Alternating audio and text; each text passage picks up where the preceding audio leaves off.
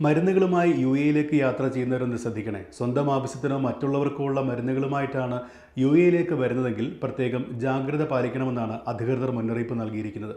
മയക്കുമരുന്ന്, സൈക്കോട്രോപിക് വസ്തുക്കളുടെ ഉൽപ്പാദനം, ഇറക്കുമതി, കയറ്റുമതി, വാങ്ങൽ, വിൽപ്പന, കൈവശം വയ്ക്കൽ, സംഭരണം എന്നിവയുമായി ബന്ധപ്പെട്ട് കർശന നിയമവ്യവസ്ഥ നിലനിൽക്കുന്ന രാജ്യമാണ് യുഎഇ. അതുകൊണ്ട് തന്നെ ഇവിടേക്ക് യാത്ര ചെയ്യുന്നവർ ആ നിയമം ലംഘിക്കുന്ന രീതിയിൽ മരുന്നുകൾ കൊണ്ടുവരുന്നില്ല എന്ന് ഉറപ്പാക്കണം. അല്ലാത്തപക്ഷം ഗുരുതരമായ പ്രത്യാഘാതങ്ങൾക്ക് അത് ഇടയാക്കും.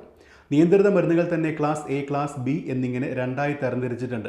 മോർഫിൻ, കോഡിൻ, ഫെന്റനൈൽ തുടങ്ങിയ വേദനസംഹാരികൾ ഉൾപ്പെടെയുള്ള നാർക്കോട്ടിക് മരുന്നുകൾ, മാനസിക രോഗങ്ങൾക്കുള്ള സൈക്കോട്രോപിക് മരുന്നുകൾ, ആൻറ്റി ഡിപ്രസൻ്റ് വിഭാഗത്തിൽപ്പെട്ട മരുന്നുകൾ, മീഥൈൽ ഫെനിഡേറ്റ്, ആംഫെറ്റാമൈൻസ് തുടങ്ങിയ ഉത്തേജക മരുന്നുകൾ, ആളുകളെ മയക്കിക്കിടത്തുന്നതിന് ഉപയോഗിക്കുന്ന സെഡേറ്റീവുകൾ, ട്രാങ്ക്വിലൈസറുകൾ തുടങ്ങിയവ ഈ മരുന്ന് എ വിഭാഗത്തിൽപ്പെടുന്നവയാണ്. ഇത്തരം മരുന്നുമായി യുഎഇയിലേക്ക് യാത്ര ചെയ്യുന്നതിന് മുൻപ് യുഎഇ ആരോഗ്യരോഗ പ്രതിരോധ മന്ത്രാലയത്തിൻ്റെ വെബ്സൈറ്റ് മുഖേനയുള്ള മുൻകൂർ അനുമതി നിർബന്ധമാണ്. ഇതിന് ഡോക്ടറുടെ കുറിപ്പും കത്തും ഉൾപ്പെടെയുള്ള രേഖകൾ ആവശ്യമാണ്. യുഎഇയിൽ താമസിക്കുന്ന സമയത്ത് വ്യക്തിഗത ഉപയോഗത്തിന് മതിയായ അളവിൽ മാത്രമേ അവ അനുവദിക്കൂ എന്നും വ്യവസ്ഥയുണ്ട്. ഇതിനു പുറമെ യാത്രക്കാരൻ്റെ കൈവശം ഇനി പറയുന്ന രേഖകൾ അറബിയിലോ ഇംഗ്ലീഷിലോ ഉണ്ടായിരിക്കുകയും വേണം. നിബന്ധനകൾ പാലിക്കണം.